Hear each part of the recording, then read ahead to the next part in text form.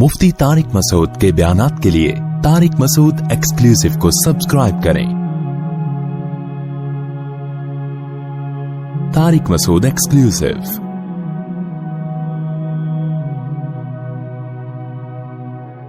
तो कुरान ने क्या कहा, कुलू मिन अत्तय्यिबात। इस्लाम ने सिर्फ सफाई की मुबहम बात नहीं की, इस्लाम ने एक एक चीज में डिटेल में जाके हमें बताया। सबसे पहले बताया खाना क्या है, पाक। फिर पाकी की किस्में अल्लाह ने बयान कर। एक गंदगी वो होती है जो देखने में गंदगी नजर आती है, जिसको इंसान फौरन फील कर लेता है, जैसे गंदगी पड़ी हुई है, स्मेल आ रही है उसमें से, वो भी क्या है, हराम कर दिया उसको। समझ में आ रही है बात। दूसरा, इस्लाम ने क्या कहा, कुछ जानवर ऐसे हैं जो गंदे हैं, वो इंसानों के खाने की चीजें नहीं। खिंजीर है, कुत्ता है, बिल्ली है, भेड़ी है, जितने भी दरिंदों की किस्में, कीड़े मकोड़े, अब लोग प्रोटीन के लिए कीड़े भी खा रहे होते हैं। आप कीड़े खा रहे हो यार, आप कुत्ते बिल्ली खा रहे हो और आप कहो कि मैं साफ सुथरा हूं, ये ज़बानी दावा है, आप सफाई के मयार पे नहीं उतरते। इस्लाम ने कहा कि खाना पाकीज़ा चीजें, फिर पाकीज़ा चीजों को एक्सप्लेन कर दिया। हलाल जानवर खा सकते हो, हराम जानवर नहीं खा सकते। फिर हलाल जानवर में भी इस्लाम ने आपको बताया मुर्दार नहीं खा सकते, जो अपनी मौत मर गया हो। कोई जानवर मर गया, आपने उठा के कबाब बना के खा लिया उसको, ये ना, ये इंसानों के खाने की चीज बोलो, उसको ज़बह करना है ताकि उसका गंदा खून उसकी बॉडी से निकल जाए। खून गंदी चीज है, कपड़ों पे लग जाए तो नमाज नहीं होती। अहनाफ के नजदीक जिस्म से निकलने से वुजू भी टूट जाता है उसका, इमाम शाफी के नजदीक नहीं टूटता, लेकिन इस पर इत्तेफाक है कि कपड़ों पे लग जाएगा तो नमाज बोलो नहीं होगी। इस गंदी चीज को आप हलक में कैसे उतारोगे भाई। इस्लाम ने कहा कि जब जानवर तुमने खाना है तो क्या करना है, ज़बह करना है। इतनी सफाई है दुनिया की किसी मजहब में। फिर इस्लाम ने एक और पाबंदी लगाई कि सिर्फ जी कितना टाइम, अच्छा नमाज का टाइम हो गया तो हम नमाज पढ़ लेते हैं, अगर इजाजत हो तो नमाज के बाद थोड़ी देर बैठ जाएंगे। क्या ख्याल है भाई। नहीं, ये इंतजामिया से पूछे, आप लोग ना बताएं जी। नहीं, अगर ऐसा कर लें, ईशा की नमाज पढ़ लें, उसके बाद अगर लोग बैठना चाहें वो ज्यादा आसान है, तो हम नमाज पढ़ लेते हैं ताकि नमाज का टाइम आगे पीछे ना हो। मुफ्ती साहब आप लोग बताओ ना भाई। नहीं, मैं फिर जो है ना, मेरे टॉपिक बाज दफा कुछ मुझसे नहीं, फिर वो जब मेरे दिमाग में बोझ रहेगा ना तो मेरे लिए उसको समेटना बहुत है। मैं 15 मिनट ही लूंगा नमाज के बाद, लेकिन फिर एक फ्री हो जाएंगे।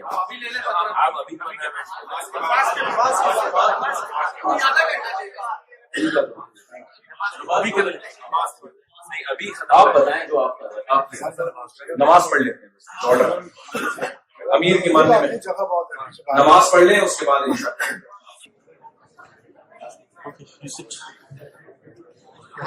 चले भाई।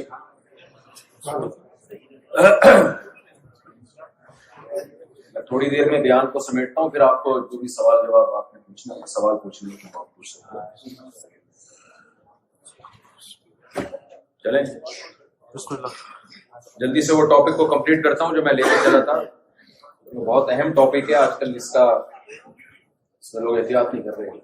बिस्मिल्लाहिर्रहमानिर्रहीम। बात यहाँ से चल रही थी कि इस्लाम ने जो सफाई का निज़ाम पेश किया है इतना खानदानी है कि अब तक दुनिया उसका ऑल्टरनेट नहीं ढूंढ सकी। तो मैं अर्ज कर रहा था कि जानवर में भी अल्लाह ने हमें बताया कि हलाल क्या है और हराम क्या है, क्योंकि पेट में क्या चीज डालनी है, साफ पाकीज़ा चीजें। फिर जानवर को ज़बह करने का हुक्म है ताकि उसकी गंदगी उसके जिस्म से निकल जाए। खून दरिंदों के पीने की चीज है, इंसानों के खाने और पीने की चीज खून नहीं है। फिर अल्लाह ने यह भी हुक्म दिया कि जानवर ज़बह करते हुए इस पे अल्लाह का नाम लो। इसमें बहुत सारी हिकमतें, इसका असल मकसद है अकीदा तौहीद को जिंदा रखना। मुशरिकीन बुतों के नाम पे जानवर ज़बह किया करते थे, लेकिन इसमें एक बहुत बड़ी हिकमत ये भी है कि जो जानवर है ना, हमें कोई हक नहीं है कि हम अपनी ग़िज़ाइयत के लिए इनसे जिंदगी का हक छीन लें। जो लोग खुदा के मुनकिर हैं वो किस बेस पे जानवर को काट के खाते हैं भाई। بھائی جب اتفاق سے پیدا ہوئے ہیں تو جتنا حق آپ کو زندہ رہنے کا ہے اتنا ہی بولو نا اس کو بھی زندہ رہنے. ہم جانور پہ اللہ کا نام لیتے ہیں, اس میں ایک حکمت یہ بھی ہے یہ بتانے کے لیے کہ اگر اللہ کی طرف سے پرمیشن نہ ہوتی تو ہم ان جانوروں کو کھانے ہمارے لیے حلال نہ ہوتا. جس نے بنایا ہے اس نے ہمارے لیے ان جانوروں کو حلال کیا ہے, لہٰذا ہم اس کا نام لیں گے. جب آپ ان غیر مسلم کنٹریز میں آتے ہیں نا تو حلال و حرام کی فکر بہت سے لوگ چھوڑ دیتے ہیں, یہ جائز نہیں ہے آپ کے لیے. اور یاد رکھیں یہ مشین کا جو ذبیحہ ہے یہ حلال نہیں ہے. اللہ نے حکم دیا لا تأکلوا مما لم یذکر اسم اللہ علیہ, جس جانور پر اللہ کا نام نہ لیا جائے وہ مت کھاؤ. آپ کہہ سکتے مشین بھی تو اللہ کا نام لے رہی ہے. قرآن نے ہمارے لیے 3 قسم کی قوموں کے ذبح کردہ کھانے کو حلال قرار دیا ہے, ایک مسلمان, ایک یہودی اور ایک عیسائی جو اپنے مذہب پر کو فالو کرتے ہوں. آج کل بہت سارے کرسچن ایسے ہیں جو ایتھیسٹ ہو چکے ہیں, ملحد ہو چکے ہیں, ان کی بات نہیں ہو رہی. جو واقعی حضرت عیسیٰ علیہ السلام کو اللہ کا نبی مانتے ہو اس کے ذبیحے کو اللہ نے حلال قرار دیا ہے. ان 3 مذہبوں کے علاوہ کسی کے ذبح کردے کو اللہ نے حلال قرار نہیں دیا. تو مشین کا کوئی مذہب ہوتا ہے؟ بولو بھائی کیا ہو گیا؟ مشین کا تھوڑی کوئی مذہب ہوتا ہے. وہ اللہ نے اس کی بھی شرط لگائی ہے کہ جو پیغمبروں کو مانتے ہو, آسمانی کتابوں کو کسی بھی درجے میں مانتے ہو. یہی وجہ ہے کہ ہندو جب ذبح کرے گا تو ہمارے لیے حلال نہیں ہے, سکھ جب ذبح کریں گے تو چاہے 100 دفعہ اللہ کا نام لے لے ہمارے لیے حلال نہیں, کیونکہ پیغمبروں کے سلسلے کو نہیں مانتے. یہودی مانتے ہیں, عیسائی مانتے ہیں, مسلمان مانتے ہیں, اس لیے ان کا ذبیحہ حلال ہے. تو جب آپ سب لوگ جو اس بات کا اہتمام کریں گے کہ بھئی ہینڈ سلاٹر ہونا چاہیے, ہاتھ کا ذبیحہ ہونا چاہیے, تو یہاں کی گورنمنٹ آپ کو سہولت دے گی. ضرورت ایجاد کی ماں ہے نا, جس چیز کی ضرورت ہوتی ہے وہ چیز سوسائٹی میں آ جاتی ہے.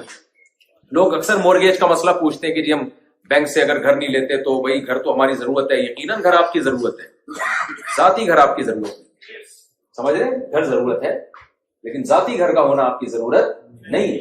اگر مسلمان اس طرح سودی قرضے لے لے کے گھر بنانا شروع کر دیں گے تو سود کے خلاف آواز کون اٹھائے گا؟ پھر اتنی بڑی تعداد مسلمانوں کی ہو, جب گورنمنٹ کو پتا ہوگا بھائی مسلم جو ہیں وہ مورگیج پہ گھر نہیں لیتے تو وہ خود اسلامک بینکنگ کو پروموٹ کریں گے. ان کا کیا جا رہا ہے, گورنمنٹ کا تھوڑی کوئی نقصان ہے اسلامک بینکنگ کو یا سودی بینکنگ کو. کہنے بھائی ہم جب بہت زیادہ مسلمان وہ دیکھیں گے کہ یہ لوگ نہیں گھر لے رہے ہم سے, تو وہ کیا کریں گے, اسلامک بینکنگ کی طرف آئیں گے. وہ اگر مسلمان ادھر چلے گئے تو پھر یہ کام نہیں ہو سکتا. تو اسلام نے ہمیں بتایا کہ کھانا کیسے. دوسری سب سے پہلے پیٹ کو صاف رکھنا ہے. پھر نجاست کی دوسری قسم ہے کہ چوری کا مال نہ ہو, حرام طریقے سے کمایا ہوا نہ ہو, یہ بھی نجس ہے. مثال کے طور پر آپ نے آب زمزم کی 2 بوتلیں پی ہیں لیکن وہ چوری کر کے لائے تھے آپ, یا آپ نے چوری کے پیسوں سے خریدی, تو قرآن کے مطابق وہ بھی ناپاک ہے آپ کے لیے, حالانکہ وہ کیا ہے, آب زمزم. لیکن چونکہ حرام مال سے خریدا گیا ہے تو نبی صلی اللہ علیہ وسلم نے فرمایا حرام کا جب ایک نوالا انسان کے جسم میں آتا ہے اس کی نہ دعا قبول ہوتی ہے, اللہ اس کی نمازوں سے برکت اور نور, حدیث کا مفہوم ہے, ختم کر دیتے ہیں. تو یہ بھی گندگی ہے کہ آپ حرام مال سے کوئی چیز کھا رہے ہو. آپ نے پاکیزہ مال سے کھانا ہے, جوئے سے کمایا ہوا نہ ہو, چوری سے کمایا ہوا نہ ہو, کسی کو دھوکہ دے کے نہ کمایا ہو آپ نے. پھر اس کے بعد صفائی شروع ہوتی ہے منہ کی. پیٹ کے بعد کس کا حصہ آتا ہے؟ آج دنیا نے ٹوتھ پیسٹ اور ٹوتھ برش ایجاد کیے ہیں, لوگوں کو اویئر کیا جا رہا ہے بھائی دانتوں کو صاف رکھنا چاہیے. 1400 سال پہلے رسول اللہ صلی اللہ علیہ وسلم جو نہ لکھنا جانتے تھے نہ پڑھنا جانتے تھے, اس زمانے میں جب لوگوں میں دانتوں کی صفائی کا رواج نہیں تھا, اس قدر مسواک کا اور دانتوں کو صاف رکھنے کا حکم دیا کہ اس کی نظیر ہمیں ماضی میں کہیں بھی نہیں. ایسی تہذیب کہ آپ باہر سے میلے اور دانت آپ کے گندے ہو تو جو کچھ بھی آپ کھا رہے ہو کیا وہ پاکیزہ ہو سکتا ہے, وہ صاف ہو سکتا ہے؟ صبح اٹھتے ہوئے مسواک ہو رہی ہے, رات کو سوتے ہوئے مسواک ہو رہی ہے, ہر نماز سے پہلے مسواک ہو رہی ہے. اور کمال کی بات یہ کہ دنیا سے جاتے ہوئے بھی مسواک ہو رہی ہے. ارے بھائی اب تو دنیا سے جانے کا وقت ہے. آپ کسی بھی عالم سے پوچھیں کہ بھائی نبی صلی اللہ علیہ وسلم نے دنیا سے جاتے ہوئے سب سے آخری عمل کیا کیا ہے؟ بھائی دانت صاف کر کے گئے. یار ایسی تہذیب ہے بھائی.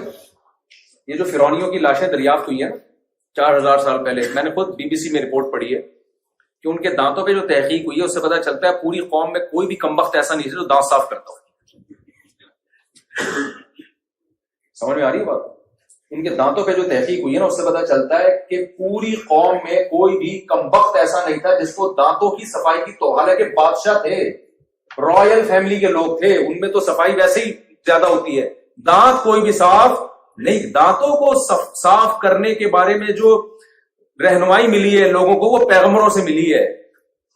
موسیٰ علیہ السلام مسواک کیا کرتے تھے, ابراہیم علیہ السلام مسواک کیا کرتے تھے, یعقوب علیہ السلام, یوسف علیہ السلام, جن کا بھی پیغمبروں سے لنک ہے ان میں تو آپ کو مسواک اور دانتوں کی صفائی نظر آئے گی. جن قوموں کا پیغمبروں سے رشتہ کمزور ہو گیا ان میں جب تک سائنسدانوں نے یا ڈاکٹروں نے اس کو پروموٹ نہیں کیا ہے اس وقت تک ان میں دانتوں کی صفائی کا کوئی تصور نہیں تھا. سمجھ میں آ رہی ہے کہ نہیں آ رہی ہے بات؟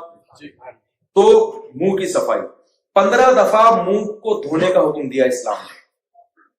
فجر ہم پڑھتے ہیں تو وضو میں کتنی دفعہ کلی کرتے ہیں؟ 3 دفعہ. پھر ظہر میں 3 دفعہ. 5 نمازوں میں کم سے کم کتنی دفعہ ہو جائے گا؟ اور کراچی میں تو اور زیادہ دفعہ ہوتا ہے, اور زیادہ دفعہ ہوتا ہے. اب کیوں ہوتا ہے؟ یا کبھی آپ اکیلے میں ملیں گے تو انشاءاللہ میں آپ سے اس بارے میں بات کروں. ہر بات کھلے میں نہیں بیان کی جا سکتی, چھاؤں میں, کیونکہ غذائیں ایسی ہیں نا کہ وضو کا ٹھہرانا بہت مشکل کام ہے, بہت مشکل کام.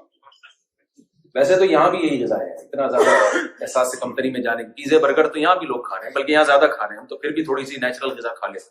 ہر چیز میں ہم خراب نہیں ہیں, ذہن میں رکھیں. بہت ساری چیزیں ہماری خاندانی ہیں. یہاں کوئی انگریز سے پراٹھا ہضم کروا کے دکھاؤ,